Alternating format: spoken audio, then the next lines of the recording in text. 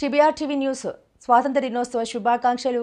కాకినాడ జిల్లా జగ్గంపేట మండలంలో కాట్రావుపల్లిలో ఘనంగా స్వాతంత్ర దినోత్సవ వేడుకలు. కాట్రావులపల్లి కాకినాడ జిల్లా జగ్గంపేట మండలం కాట్రావులపల్లి గ్రామంలో ఎన్ఆర్ఐ కల్లేపల్లి రాజేష్ యువసేన ఆధ్వర్యంలో 48వ స్వాతంత్ర దినోత్సవ వేడుకలు ఘనంగా నిర్వహించారు. ఈ సందర్భంగా గ్రామ ప్రజలకు కల్లేపల్లి రాజేష్ స్వాతంత్ర దినోత్సవ శుభాకాంక్షలు తెలిపారు.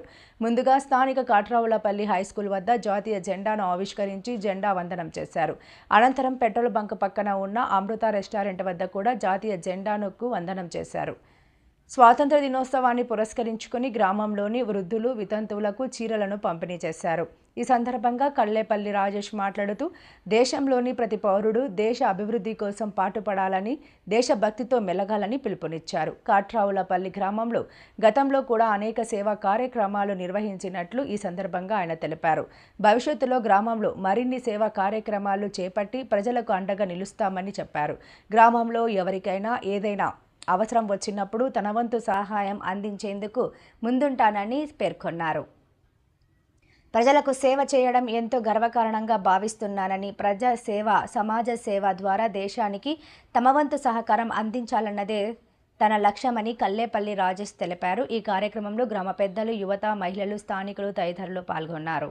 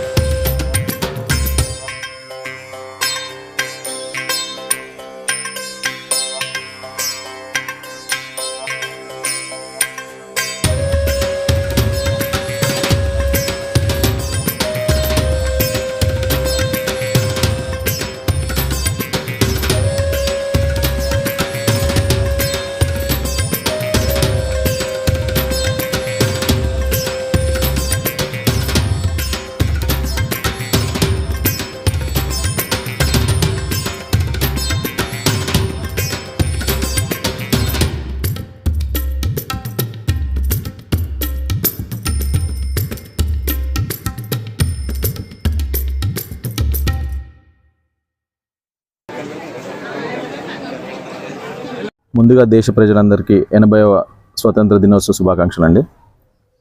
ఈ స్వతంత్రం మనకి ఎంతోమంది త్యాగ ఫలితమే ఈరోజు మనందరం స్వతంత్రం చేసుకోగలుగుతున్నాము. అందరూ కష్టపడి మనకి స్వతంత్రం తెచ్చిందాన్ని మనం ఇంకా ముందుకి చాలా నిజాయితీగా బాధ్యతతో ముందుకు తీసుకెళ్లాలని కోరుకుంటున్నాను. పిల్లలు అందరూ బాగా చదువుకోవాలి, చదువుకుని దేశాన్ని అభివృద్ధి చేయడానికి ముందుకు సాగాలి. దానికి నా వంతు సాయంగా మా ఊర్లో కానీ మా చుట్టుపక్కల ప్రాంతాల్లో కానీ నాకు ఎంత కుదిరితే అంతవరకు సాయం చేసి పిల్లల్ని చదివించి అందరినీ మన దేశాన్ని ముందుకు తీసుకెళ్ళడానికి సహాయపడతానండి. జై హింద్. చదువుకుని వెళ్ళిన తర్వాత అందరూ మన గ్రామాన్ని కూడా ఒక మన తల్లిలా ఆలోచించుకోవాలి. మన గ్రామంలో మంచి సేవా కార్యక్రమాలు చేయాలి. మనం ఎదగడమే కాకుండా మన గ్రామంలో మనతో పాటు తోటి విద్యార్థులు కానీ లేకపోతే తోటి మిత్రులు కానీ అందరూ ఎదగాలని కోరుకోవాలి. సో మన గ్రామం బాగుపడిందంటే పక్క గ్రామాలు అలానే పెరుగుతాయి, బాగుంటాయి. మన దేశం కూడా బాగుంటుంది. ఎక్కడైనా దేశం మొత్తం బాగుండాలంటే గ్రామం నుంచే మొదలవుతుంది. ఏదన్నా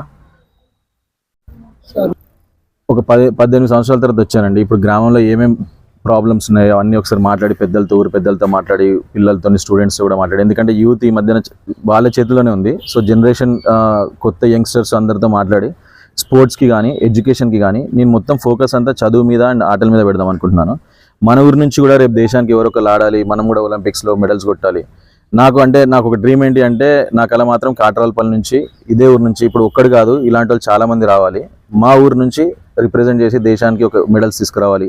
స్పోర్ట్స్లో అయితే కానీ లేకపోతే ఎడ్యుకేషన్లో కానీ వేరే కంట్రీస్కి వెళ్ళాలి, వేరే దేశాలకు వెళ్ళి అక్కడ కూడా బాగా స్థిరపడి వాళ్ళు కూడా మన ఊరికి చేయాలి అనేదే నా కోరిక. దాని మీద నేను కంపల్సరీ ప్రయత్నిస్తానండి. ఉంటానండి. ఇంకా ప్రస్తుతం అయితే ఇంకా ఇన్ని సంవత్సరాలు అక్కడ ఉన్నాను. ఇప్పుడు అక్కడ నుంచి వచ్చాను. ఇప్పుడు నేను అమెరికానే ఇక్కడ తీసుకొద్దాం అనుకుంటున్నాను.